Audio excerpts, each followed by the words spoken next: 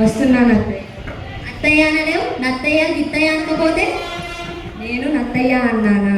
మడిగట్టుకుని కూడా కూర్చున్నారు. అబద్ధం ఆడకత్తయ్య, మైలైపోతాను. ఇప్పుడేమన్నావు? కత్తయ్య అనలేదంటే పరమ సాత్వికురాల్ని నన్నే కత్తయ్య అని అంటావా? అయ్యో, నా కర్మ కొద్ది దొరికారు అత్తయ్య మీరు. మళ్ళీ కొత్త కూత. రత్తయ్య రత్తయ్య అని అన్నావా లేదా? అయ్యో, నా రాత అది సంధి. మీరు తెలుగు సరిగ్గా చదువుకోలేదు అత్తయ్య. మరో మాయదారి కూత దత్తయ్య అట. వాడెవడు? అయ్యయ్యో, నేను ఇలా చదువుకోలేదని రత్తయ్య దత్తయ్య అని వెదవ పేరుతో పిలుస్తున్నావేమిటే? అబ్బాయి రాని చెబుతా నీ సంగతి. ఉడికిపోయి ఆయాసం తెచ్చుకోకత్తయ్య, బీపీ పెరుగుతుంది. మీరు అనుకున్నవన్నీ ఊకారి సంధి వలన ఏర్పడిన పదాలత్తయ్య. ఓరి దేవుడో, మళ్ళీ నన్ను రత్తయ్య అంటుంది నాయనో. ఇదే తెలుగు అత్తయ్య.